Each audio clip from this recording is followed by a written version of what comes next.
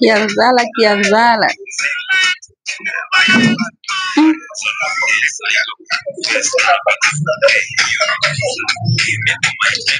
Haya mambo. Kwa karibu umekuja tena? Nimekuja tena. Sasa leo nimeongea kitu ya sana. Hii kitu ya sana naongea sana. Hii nafikiri mnauza vitu. Eti wewe ulikuja hapa ukachagua hiyo. Si uliniambia unataka zile bag za wasanii, ukaniambia hii itakuwa poa na usanii. Hii ni wasanii gani hao wanavaa kitu kama hicho?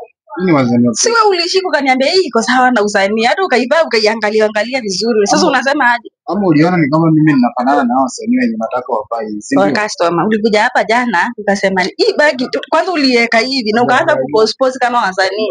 Ukaniambia hii bag iko sawa. Naweza ukatrade naye. Nimeenda nayo. Nimepita hapo kwa mama mboga hapo hivi.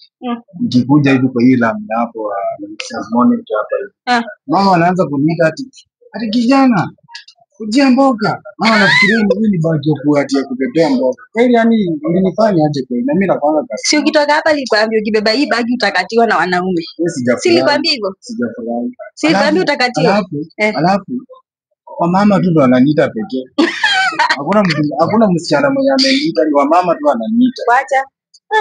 Na wanaume wana react aje kama umeibeba? Mimi nimerudisha hii nini? Hujaitwa Sofia?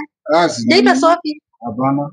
Wewe nimekurudishia yenye utafanya utafutie nyingine ya wasanii. Mimi unajua mimi ni msanii.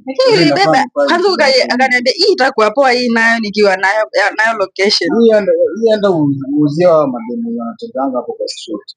Sawa. Tafutia wasanii basi. Siku nyingine ukue mjanja, usikue pala kutafuta vitu. Waje kunitafutia vitu vya wanawake. Kwani mimi ni mwanamke ama umenichukua kwa level ya wanawake? Mimi kwambia hii baki ujichukua utakatiwa. Sina wanaume wamekukatia live. Sasa kwani tu utakatiwa. Sijafurahia lakini. Hata hivyo msupa. Haya sawa pamoja. Haya. Nilimwambia hii bagi akibeba atakatiwa. Sasa ndio hii ameirudisha. Nafikiri mimi sijui chenye nilikuwa naongea. Nabeba bagi ya vijana.